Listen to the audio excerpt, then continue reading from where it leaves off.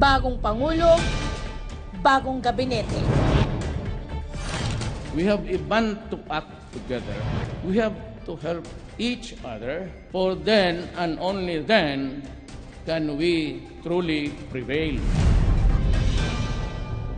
Ang simula ng termino ng ilan sa mga bagong talagang cabinet secretaries ni Pangulong Rodrigo Duterte, sinalubong ng batikos. 70%. Sa halos 6 na buwan ni Gina Lopez bilang kalihim ng Department of Environment and Natural Resources, 10 mining companies na ang kanyang sinuspinde para sa paglabag umano sa mga batas pangkalikasan. Bukod pa yan sa 20 mga kumpanya na nanganganib na masuspinde ang mining operations, karamihan sa kanila nasa Mindanao. Naniniwala si Ramon Pahe, ang dating kalihim ng DENR, na nasa mabuting mga kamay ang ahensya sa ilalim ni Lopez. Best assets of Gina is that he's coming from the civil society, and that is a good infusion, that's a good addition to us. Gayunpaman, may mga hindi sang-ayon sa pagtalaga kay Lopez sa DENR.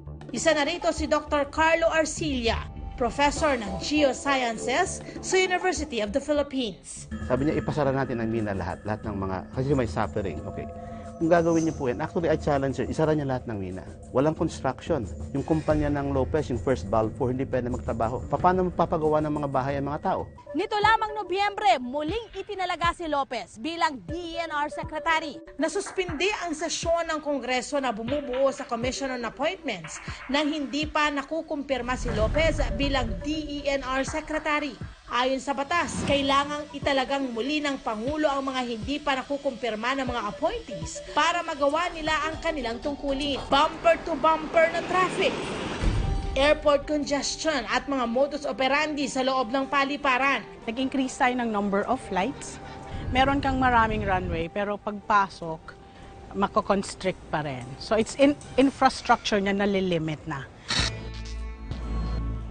At mga aberya at umano'y anomalya sa MRT. Ilan lamang ang mga yan sa mga suliraning sumalubong kay Department of Transportation Secretary Arthur Tugade. Sa kanyang pag-upo, ipinatupad agad ng DOTR ang mga programa para mabawasan ang traffic sa Kamaynilaan. Ayon sa DOTR, nabawasan umano ng halos 7 minuto ang biyahe sa EDSA matapos nilang ipatupad ang no window number coding scheme. Sa pagtanggal sa tinatawag na window hour sa number coding, bumilis daw ng 20 minuto ang biyahe sa EDSA. Ang tanong, ramdam ba ng mga tao ang sinasabing pagbabago? Kumusta na ang traffic sa EDSA? Ganun pa rin katulad dati. Wala pa rin po. Walang pinagbago, matraffic pa rin. Medyo okay naman na po yung taloy ng mga sasakyan. Meron, medyo lumuwag. Emergency powers ang hiniling ni Pangulong Duterte upang matanggal ang mga nakikinitang balakid sa batas. Nakaka-addict yung idea na pagka may problema, kahit na demokrasya tayo, kahit may mga institusyon tayo, takbo kagad tayo sa emergency powers. Pangalawa, open to abuse yan eh. Sinubok muli ang opisina ng DFA nang i-anunsyo ni Pangulong Duterte ang pagputol ng relasyon ng Pilipinas sa Amerika. To help us in our needs, then we will remember you for all time. America has lost. Nais umano ng Pangulo na makipag-ugnayan na lamang sa China at Russia.